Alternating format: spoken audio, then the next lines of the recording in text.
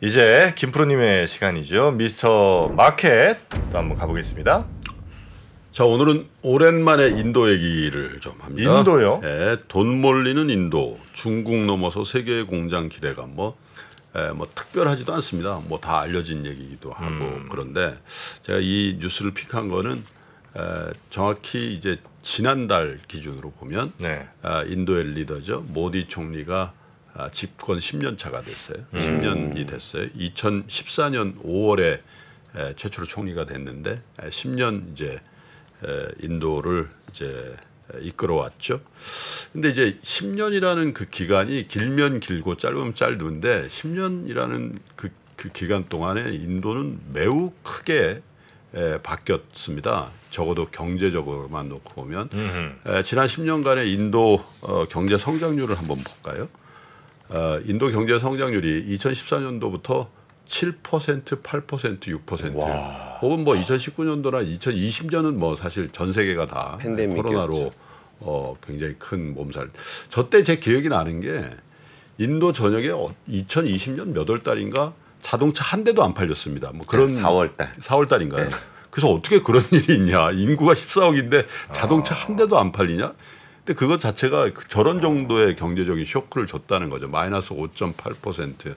뭐 당연히 이 기저효과 같은 걸 그 반영해서 2021년 9.1, 6.8, 5.9 부럽죠. 그죠? 우리 한국이 저런 정도의 성장을 계속하고 있다면 얼마나 좋을까. 벌써 저렇게 성장했으면 아마 거의 한 4만 불. 우리 예전에 저렇게 했죠. 또 우리 또. 물론 이제 네. 그 맞대는 말이야. 나라의 어떤 경제적인 단계를 우리 신체 연령과 이렇게 비유해서 많이 하잖아요. 우리는 뭐 이제 중년을 넘어서는 나이인가 이런 생각이 든가 하면 인도는 이제 10대 후반, 20대 초반의 어떤 성장기에 있는 그런 경제이기 때문에 그런데 더 부러운 건 사실 주식시장이에요. 주식시장 10년 차트를 한번 보여주시죠. 인도에. 네. 저게 인도 센섹스 지수 10년 차트입니다. 아, 그러니까, 인도는 세군요. 인도가 뭐 2020년도에 급격하게 조정을 받은 거 말고는 추세를 그리면서 계속 올라가고 있죠. 근데 올라가는 어떤 기울기가 2020년 이후에 굉장히 가팔랐다가 최근 들어서 고점 부근에서 조금씩 횡보하면서도 그래도 어쨌든 상승 추세를 이어가고 있는 걸 보시면 저기 2014년 시작할 때는 대충 한 2만 선 이렇게 있었잖아요. 근데 지금 6만 5천 조금 밑에 이렇게 있으니까 야, 저게 지수거든요. 그러니까 저 안에 잘 나가던 기업을 골랐다면 매우 큰 수익이 났을 겁니다. 네. 물론 인도가 다 좋은 건 아니에요. 다 좋은 건 아니에요. 왜냐하면 뭐 아시는 것처럼 인도 최대 재벌 중에 하나인 아다니 그룹 분식회계라든지 또 아다니 그룹 정치적인 후진성이라든지 뭐 그리고 아직은 산업화의 초기 단계에 있어서의 여러 가지 사회적 인프라의 부족이라든지 또 남녀 간의 차별이라든지 이런 부분들이 아직도 인도를 본격적인 산업국가로 이렇게 인정하기에 아쉬운 부분들이 분명히 있죠. 그런데 주목해야 할 부분은 저 10년 동안에 무슨 일이 있었나 이렇게 보면 인도 내부적으로는 굉장히 이 경제 정책을 잘 운영한 이 모디라는 탁월한 리더가 있었다. 네. 모디 총리하면 여러분 뭐 아시는 분들도 많으시겠습니다만은 인도의 구자라트 지방 출신이에요. 네, 인도의 네. 서쪽 지방이고 대충 카스트 제도로 이렇게 보면은 완전 천민 그 카스트 제도 수드라 이쪽에 네. 가까운 신분 출신이거든요. 근데 그런데 이제 구자라트라는 지방이 한번 말씀드린 것 같은데 우리로 치면은 만약에 개성상행 같은 그러니까 이 상행위에 관련해서는 구자라트 쪽 분들이 인도 사람들이 정평이 있는 동네거든요. 특히 미국에 여러분 가셔서 이 고속도로 타고 가다 보면 무슨 모텔 뭐 이런 거 있잖아요. 네. 이런 것들 대부분 인도 분들이 많이 했고 지금도 많이 하는데 그 대부분이 구자라트 출신들이에요. 그래서 80년대에 이렇게 집단적으로 이제 미국에 이주를 했을 때 그 모텔업에 뛰어들었다는 거죠. 왜냐하면 이제 모텔업이라는 게 그분들 그 사람들 이민자들 입장에서 매우 좋은 사업이었던 게 그때 경기가 안 좋아서 포크로저 그러니까 차업해서 이렇게 경매에 넘어가는 모텔을 사면 인도 사람들이 가족이 많잖아요. 일단 렌트가 해결이 되는 거지. 방이 많으니까. 그리고 이제 모텔을 손님 들어오면 그냥 우리가 비워주면 그럼 같이 자면 되는 거고 자기 식구들끼리. 네네. 그리고 거기다가 이제 거기 보면 캐시어도 필요하죠. 또 런드리 그러니까 뭐 세탁도 해야지 청소도 해야지. 그러니까 일손을 다 직업을 줄 수가 있는 직업을. 일자리 창출이네요. 네. 그리고 그때 당시 경기가 안 좋아서 은행에서 돈 조금만 내고 그냥 갖고 가. 그러고 나서 천천히 갚아. 이런 분위기였다는. 그래서 그게 구자라트 출신들이 이제 그걸 보고 그래서 하나 하드 그러니까 단가가 엄청 싸지는 거예요. 네네네.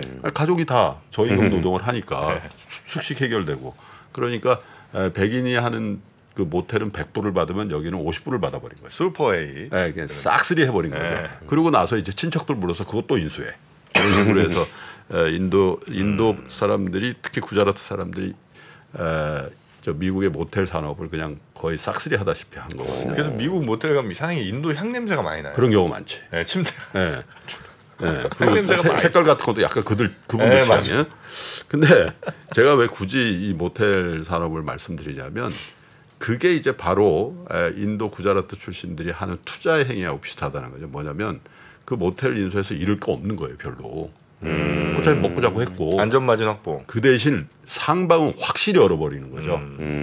그런 걸 이제 반영하는 제가 추천 도서를 하나 알려드리면 단도 투자라는 책이 있어요. 단도. 제가 한 10여 년 전에 정채진 프로의 추천을 받고 이 책을 읽은 다음에 투자는 이거구나. 저걸 쓴 사람이 인도 사람입니다. 구자라트 출신이에요. 그래서 저쪽에 보시면 모니시 파브라이라는 사람이 쓴 책인데 제가 말씀드린 모텔 얘기가 나와요.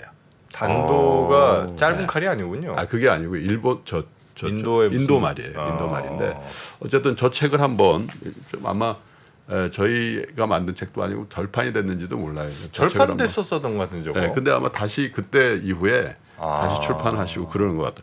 그래서 어쨌든 인도가 이렇게 주목을 받고 있는데 밖에선 어떤 일이 있었냐면 중국이 계속 서방 사회하고 멀어지고 있는 10년이었죠. 네네. 그죠? 미국과 척을 지고 또 결정적으로 작년에는 시진핑의 연임이 됐죠. 예. 그건 사실 서방의 입장에서는 매우 불안정한 나라로 가고 있다고 보여지는 거죠. 왜냐하면 일당 독재까지는 인정을 하겠는데 1인 독재로 가?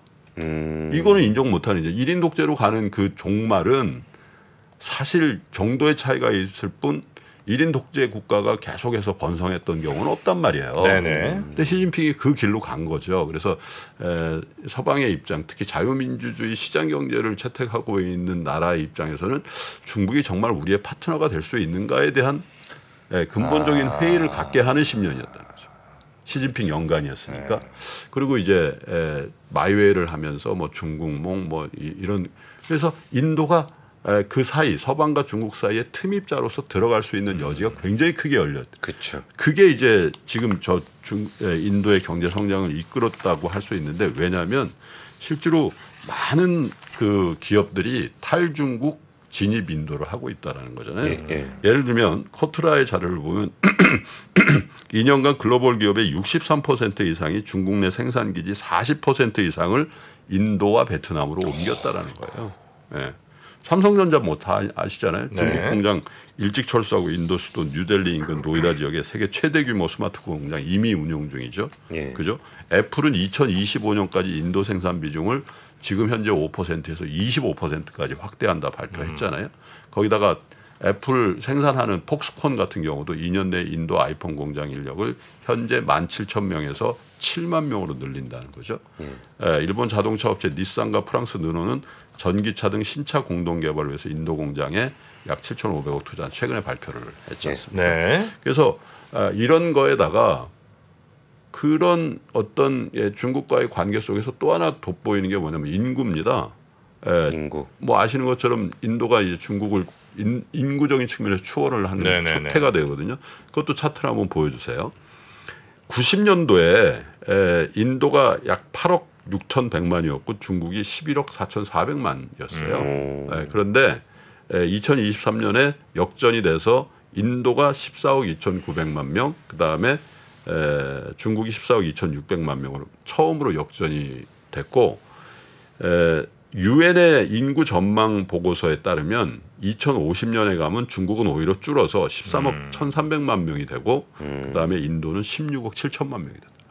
자, 중국이 30년 전에 이렇게 성장을 할 수 있었던 건 세계 공장과 시장을 겸용했기 때문이죠. 그러니까 인도가 그 길을 가고 있다라는 거잖아요. 그래서 CNN 같은 경우에 어떻게 얘기를 하냐면 거기다가 인도가 이제 IT 기술이라든지 이런 것도 겸용하고 있기 때문에 이 노동력의 어떤 진전의 속도가 중국의 어떤 80년대, 90년대보다 훨씬 빠를 수 있다라는 전망들을 하고요.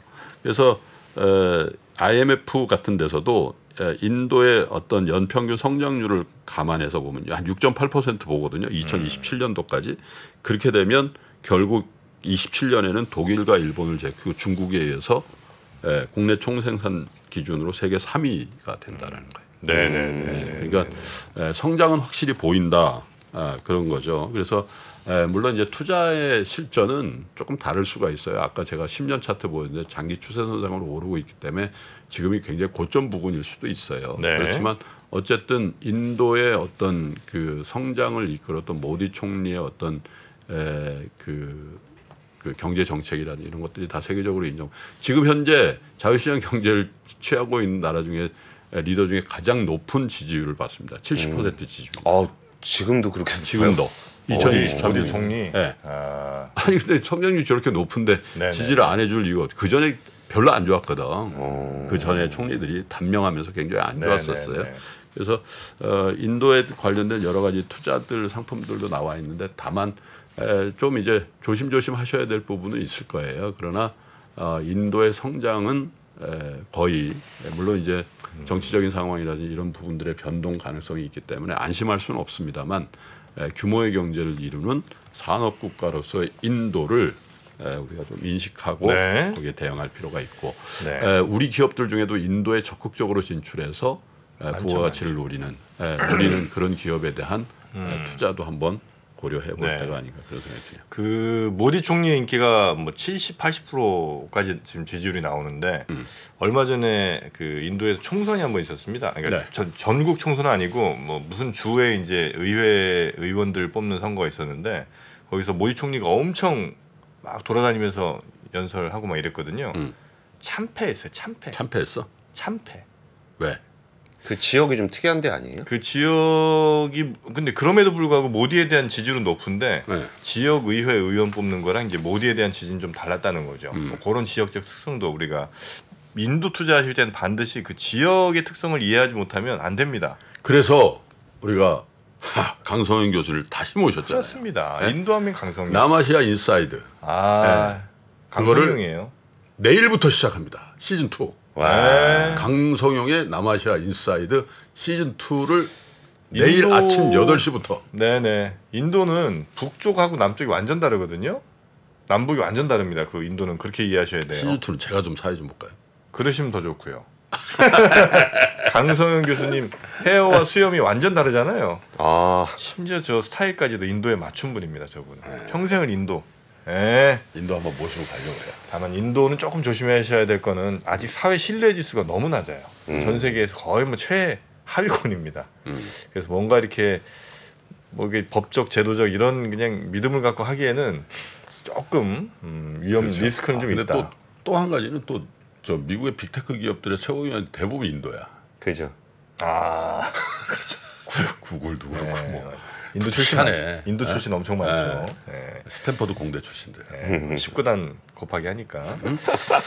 자, 그러면 오늘 뉴스3 그리고 미스터마켓 요 정도로 정리하고요. 우리 박병창 이사님 또 모시러 가야 되겠네요. 권순 팀장님 고생 많으셨고요. 감사합니다. 일단 뭐 저녁에 나오시나요? 네, 언더스탠딩 오늘 해야죠. 오늘 저녁에 또 언더스탠딩에서 뵙겠습니다. 고맙습니다. 감사합니다. 시간이 흘러도 변하지 않는 여러 가지 원칙과 사고 체계는 존재하거든요. 대가들의 사고 체계, 투자 기법이 아니라 생각의 방법. 그런 거를 분해를 해서 재구성을 해서 하나의 어떤 틀로 조합을 하는 과정이 필요한 것 같다. 라쿤 자산운용 홍진채 대표의 거인의 어깨에 19년간 초과 수익을 달성한 그가 어떻게 주식 대가들의 투자법을 활용했는지 이 책에서 최초로 공개합니다. 대가들의 검증된 투자법을 여러분의 눈으로 직접 확인하시죠.